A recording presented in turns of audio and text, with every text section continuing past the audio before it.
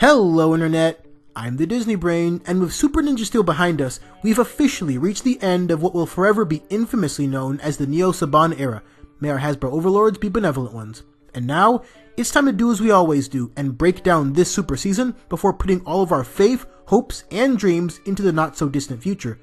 With Super Ninja Steel, just like its predecessor, it's difficult to chart out the actual plot because almost every episode could be considered filler. So instead of doing my usual plot analysis, I'll highlight certain elements and plot points that ended up having the most impact. And I'll start with something that I deemed problematic during Ninja Steel, Calvin and Haley's relationship. I scoffed at the idea of them being a real couple in the previous season because they hardly acted like it when they weren't forcibly draped over each other's shoulders. Mind you, this was the first time that a pair of Rangers started off the show already together. It was a chance to do something very different with how that specific character dynamic plays out, and then they just didn't. They have a couple of nice moments here and there, but since neither get the chance to talk much in Season 1, on top of neither of them being the standout sort, their unique dynamic felt like very faint but still largely unnecessary background noise. But guess what, guys? Super Ninja Steel actually improves on this, and they do that simply by making their relationship less one note. They run into real problems with lying, secrets, and as a result, end up in stormy waters fairly consistently. And it's not just meek, forgetful Calvin not being able to get it, Haley is allowed to be wrong too. This super season gave both characters more of a spotlight, and in doing so, gave us some good or at least above average episodes. But then, in a rare sense of build-up, the show ends up going back to the relationship well in the finale. This honesty proved to be a major theme of their struggles, and we witness as much as early as episode 2, but now, during the season's waning moments, blunt honesty ends up driving them apart for a time. And the best part is, there is no clean argument that exclusively favors Calvin or Haley. Calvin screwed up and Haley admits to overreacting. Once again, they're both allowed to be wrong and come to terms with that. So when they do make up, despite the really stilted way it plays out beforehand, I actually believe it, and that's something I could not say last season. While most of the other characters more or less stayed put as far as progression goes, I think Calvin and Haley did the most with the focus episodes they got, whether it directly involved their relationship or not. Because right in the middle of this surprisingly good stretch on the season's back half, Calvin is at the center of one of the better lesson-learned episodes. There were a few details that felt too overt, typical of Ninja Steel, but I can't deny the importance of what they were trying to teach here. Simply put, there's always more to learn. In fact, you might learn down the line that you want to learn something else entirely, and Calvin's former boss isn't just fully aware of that, but fully supports that. I could never have predicted this, but of all the Rangers here, I strongly believe that Cal has earned the designation of most improved. He never really got a fair shake before, but they gave him one now, and he ran with it. Now, he's not all of a sudden a top-tier Yellow Ranger, just so we're clear, but I don't think he's a terrible one either.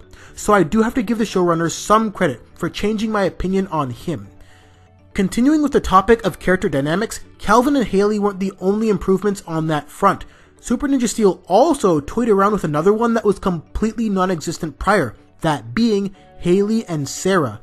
The pair exist in this strange realm where one is under-characterized but full of potential, untapped potential sadly, and the other is over-characterized and has a hard limit on her potential as a result. But together, when together, they form both a genuine and entertaining sister-like pair. So of course, the show has to be ironic about it by having that initial spark of sisterhood come from trying to scheme ways to avoid potentially becoming sisters. Not sure if intentional, but kind of hilarious in its own way. Unfortunately, their dynamic doesn't do much for Sarah as a character, but it is fittingly relied upon again when Haley and Calvin do break up. Ultimately, what they shared was less functional and more of a nice thing to have. It's never made to matter in the way other better dynamics are, but in a season where hardly anyone acted naturally, this was sorely needed. And while we're on the topic of Sarah, the season did do a little bit more to challenge her apparent perfection. She gets in trouble for using alien tech, which is a gray area as far as cheating goes, but it's something.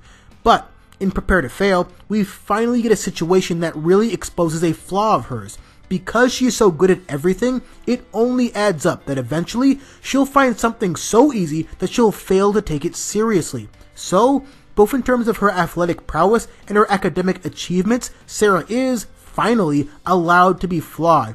Both angles they choose feel kind of forced and awkwardly structured, but that's more of a season problem than a Sarah one. Because at least now, the former Mary Sue of the team realizes that she can't coast through life, literally or figuratively. And while we're here, yes, I'm still a little peeved by the fact that even Preston got to wear the Lion Fire armor, and the one who earned those powers only ever got the diet variety. It's a small detail, but it's a stupid one. And no, the Sentai is not to blame. They could have made it so Brody saved Viera and this point doesn't even exist. As a counter to what we got from those three, Levi, Brody, and Preston all more or less stay where they are character-wise. I suppose they had to sacrifice something, or in this case several someones, in order to accomplish the objective of making Calvin a real character. But even in the episode that I'll simply call Stand by Eminem, I don't think Levi was really pushed to change, mainly because what he ended up doing is well within his character, even though his superfan really didn't deserve it. It's a nice enough resolution as these things go, but not what I'd call real development. Speaking of characters, there were a lot of new ones here, and surprisingly, not a lot of old ones, Sledge notwithstanding. This ended up being a development that I enjoyed a lot, but also one that felt like they were holding out on us a little bit. And here's why. One thing I knew about the Sentai Ninja Steel is based off of is that they had a female Green Ranger. So, I figured before Super started that they would eventually weave Princess Viera back into the fold after she quote-unquote learned her lesson and allow her to become the Green Ranger. Then I could groan at the screen endlessly until I ran short on breath, because the last thing I wanted was Viera as a main character who flips worldviews in the time it takes to order a damn pizza. Not deliver a pizza, order it. Everything wrong with Ninja Steel is highlighted and made worse by her entire existence. Thankfully, my prediction ended up being wrong, and instead of having horrible one-off characters, we get Sheriff freaking Skyfire. Now, Kruger he is not even close, but I consider him the better version of Robo Knight and his contradicting protocols, because it was clear he was always meant to be absurd. And on top of that, this isn't even a Sentai thing. He was originally a Metal Heroes character from way back in the 80s, and now he hits our Western airwaves 30 years after he originally appeared back east. That's just really cool, and really inventive, two things the Neo Saban era usually cannot be called. So that ended up being a fun episode, but then we get an even better one in tech support, featuring Emma, who I strongly believe to be the show's best character. You heard right, over the entire span of both Ninja Steel seasons, excluding the Legends of course, Emma is number 1, Principal Hastings is number 2, Calvin and or Haley is 3, and everyone else just falls where they may. Kind of sad that a one-off supporting character came away with that honor, but trust me guys, this whole praise session I'm doing right now, it won't last for too much longer. Her beautifully awkward bumbling around mixed in with her excitable nerdiness made me think this is probably what you'd get if Ziggy and Dr. K had a daughter, and unlike Viera, she could have been the perfect Green Ranger, or failing that, a really strong supporting character at the very least. But sadly, her swan song is also her only song. And just to really sell you on how great the Computer Ninja is, just to really make you feel the disappointment I felt knowing she'd never appear again, take a look at this closing scene. It's played for laughs at the expense of Victor and Monty, but there's a little more going on here. Emma was seconds away from winning the trophy for her school system's upgrade, but an exception is made to allow our resident dimwits to enter late. She could have rightly questioned that, since she knew she was heavily favored to win prior, but instead, she's way more focused on, and then excited by, the new technology she witnesses. The discovery was always more important to her than the recognition or the personal accolades. And even when recognition did get to her head before that point, it was originally inspired by a fearless desire to help, first and foremost. And the subtle way they convey that idea, without any obvious dialogue explaining away what I just described, was a highlight in an episode that was top to bottom fantastic. Outfox was really good. Tech support blew it out of the water. All this to say that Super Ninja Steel earned the very dubious distinction of being the only Super season to actually improve upon the original. But unlike Super Mega Force, it wasn't this complete top to bottom remodel. All they did was recognize several problem areas and fix them. Simple as that. To the point where I genuinely wanted more from some of the novel directions they took and the characters they introduced. As it stands, No such desire ever defined the original Ninja Steel, as most of their one-off characters were given super rush and head-smashingly obvious plot points to sift through. However, all that having been said, this is, unfortunately, where my praise for the latest installment of Rangers must end. Because for all the areas they managed to fix, some of the more glaring problems are still ever present. Most of the characters still have way too much in common with cardboard cutouts, and then you have Victor and Monty as overly absurd caricatures that drift way too far in the other direction.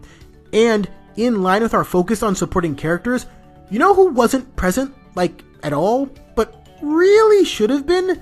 The so-called world's greatest ninja. The man was childless for years, but when he gets his boys back, it's like nothing changed. I'm not saying they needed to go the route where Father Dearest gets overprotective, but here's a thought. Something I briefly discussed the last time we covered Ninja Steel. Why not have Dana Romero actually teach these ninjas something? Why not have him slowly adapt to the world he now finds himself in? A world that is radically different from the one he remembers. This father-son's dynamic could have been the backbone of the whole season, something that could have potentially made the experience at least somewhat average. But, just like before, Super Ninja Steel outright ignores the idea of utilizing family bonds as the driver of the narrative. With the early Haley-Sarah episode, it seemed like they might actually fix that sizable problem too. And then they just don't. That, and we still don't know what either of Calvin's parents look like, and they had a good chance with Cal's Focus episode. Ironically, despite being the most improved character, the show still routinely forgets he exists. Shifting back to Dane. I don't know how many times I can emphasize how great fathers are in this franchise, when allowed to be. But between this and the slightly better but still somewhat limp way Tyler and his father are reunited, it feels like Saban and friends completely forgot about what it takes to make these bonds work. It takes continual effort, progressive back and forth, and a real sense of conflict. That's how you get satisfying arcs like that of Mr. Collins. I'm not saying every season needs to be Time Force, but if you do have a father, one that by his own description should be a larger part of the tale, and he's not, then it's simply nonsensical, which then makes the ham-fisted way you squeezed him into the finale even more laughable. But before we cover that tedious final note, let's discuss Madame Odious. I praised this season initially for ridding itself of Galvanax and putting a real villain in charge, finally. But then, as the season progresses, her ideas become less and less interesting. She peaked with Caught Red-Handed, earning herself a decisive win against the Rangers and providing the impetus for the season's second best episode. But even her final plan felt like an unfinished first draft of something potentially a lot better. To my great disappointment, Odious just isn't as interesting when she's not manipulating her fellow villains into turning on each other. That was her best trait in Ninja Steel. But being in charge in Super means she can't really do that anymore. And rarely does she ever use that propensity for deception against the Rangers, which could have been interesting to do through the Galactic Ninjas, but the Galactic Ninjas might as well be your normal, everyday weekly punching bags because the idea of them being ninjas, but evil, is never ever focused on even a little bit. I don't have any additional insight to give on the anniversary episode, as my video on that pretty much captures all of my thoughts, so now let's dive into the three-part finale. Magic Misfire ends with Mick now under Odious's control. It's worth mentioning that this represents one of the only times Odious's skill for deceiving comes into play. It's minor, but I did like how they presented controlled Mick to the Rangers.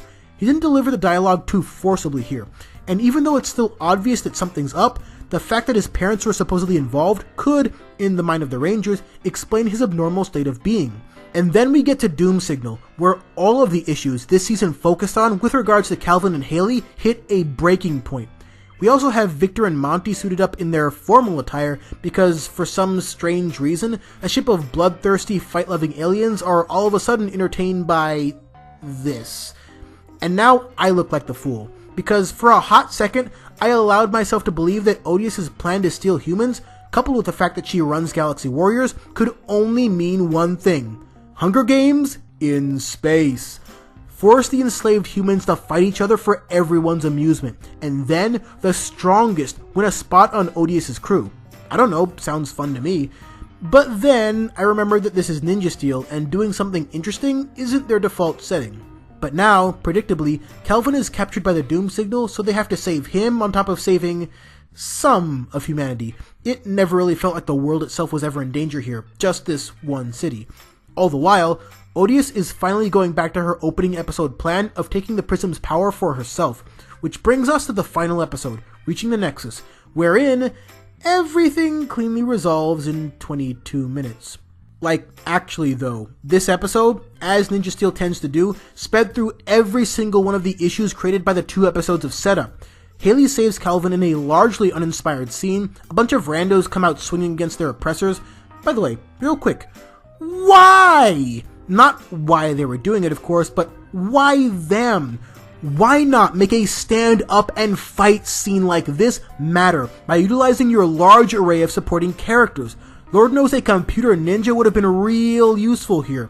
And maybe she could work alongside Sarah and Haley's parents to figure out a technical solution. So many options. Hell, bring the Superfan along. Bring original Superfan along. Why not? We can at least recognize them.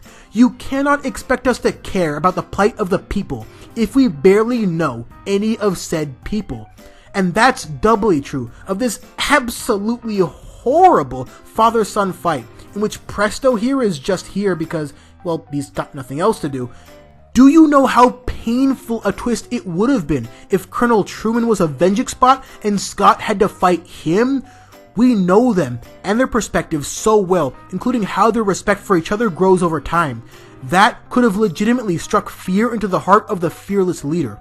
But here, Brody reacts to fighting the man that freaking raised him like he just burnt his toast. And I don't even blame him that much. This Dane guy was a ghost all season long, and this thinly veiled reach to tug at our heartstrings comes off as an unintentional parody. And thank goodness Preston just happens to know magic, or they wouldn't have been able to pull this overly convenient solution out of their rears. And once again, we reach the central issue of Ninja Steel. It wants to eat its cake, but cannot and can never be bothered to bake it. Completely oblivious to the idea that baking takes time, patience, the right ingredients, and being able to somewhat follow guidelines while also adding your own unique flair. Ninja Steel will forever be known as the season that wanted everything, but worked for nothing. That's not as bad as Megaforce wanting nothing and working even less, but still obviously not great. To the point where the best thing the finale did was allow Victor to finally win trophy number 50. That really was the only long-running story arc they had. And even though Victor never really grows as a character at all, you can't say he didn't earn it this time, for what that's worth. All in all, Super Ninja Steel is not a good season of Power Rangers. It had episodes and moments where it at least looked competently made, but nothing more concrete than the occasional flash in the pan.